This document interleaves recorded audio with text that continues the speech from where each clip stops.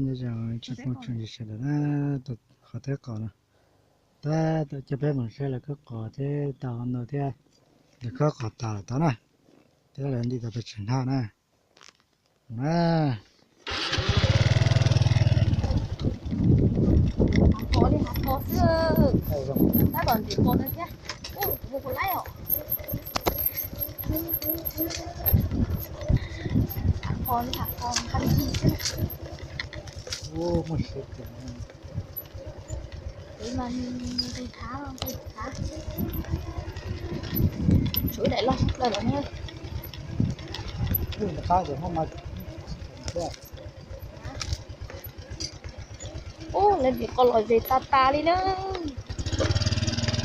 Có đó không? Ô, nó làm chè ạ.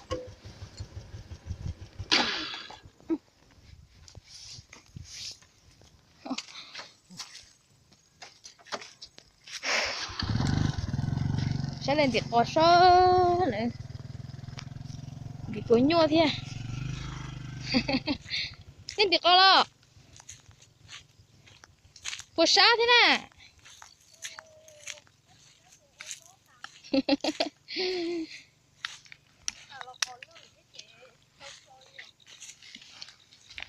Ô, tính thì tôi chơi na. Thì tôi chơi na, chúa bên đã. Chúa block bao lo. Chúa block bao lo. Chú tép phân Cái bên đó, tôi lo cơn đó thế. Tôi lo cơn đó thế đâu. Ô, hai đặt tạ đi nữa. Chỉ công đó chơi làm gì mà nhó thế.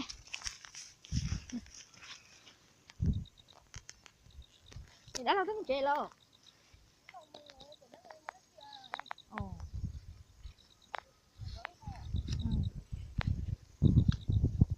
tôi bé tôi nó tôi ấp phú này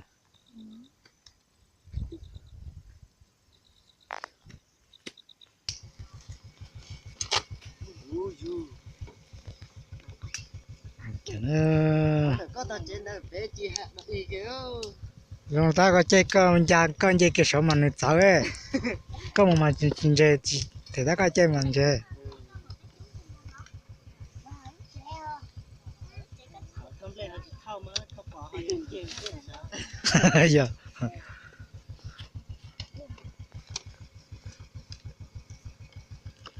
bé tôi nó có thầu tự chế lo nè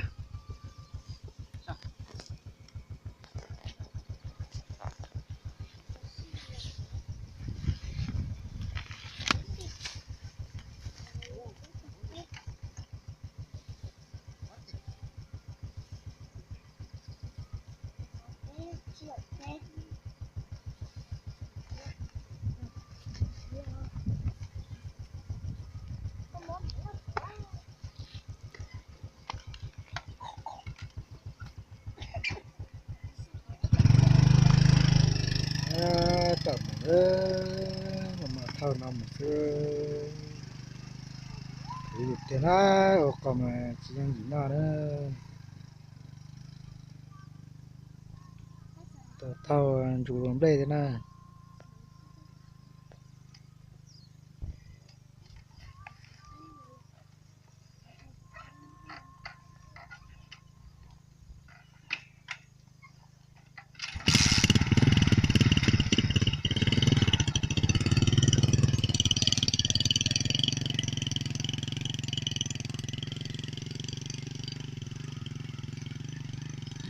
mà thấy nó rồi rồi sao vậy sao cần nó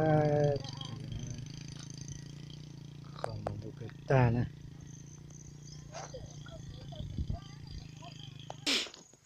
ấy bật cỏ lòi chả bữa nào mà tầm đi còn đông nhưng mà tầm đi nó chỉ bơ là thế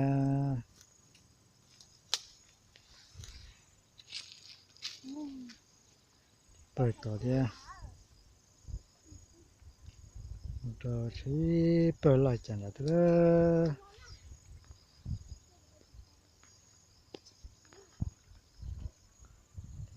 tụi lòi chả thế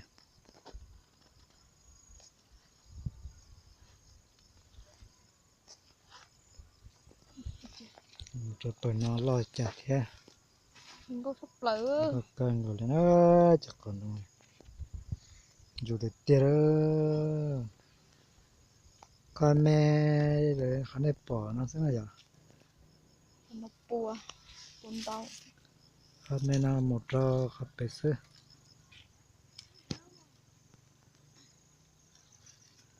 cho ra tận nó sữa mà hắn để bỏ nó sẽ ta ít buồn tận nào nè dù thế nào còn đâu mà nhìn dù hả còn bữa nào mà chính tao mà con tao na thế bữa nào này tao chả đó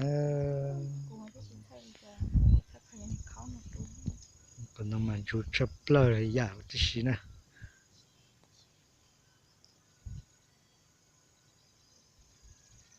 Thái Thái tao tao là thằng lúc chơi là lúc chơi là thầm nè đi chơi là tao tao chả nè chơi bé sẽ là tôi sẽ chập cỏ khác cỏ là mà sợi nó xây dựng sẽ thành ra rồi xin cái đồ nè tao tao là đi xe lại xe nè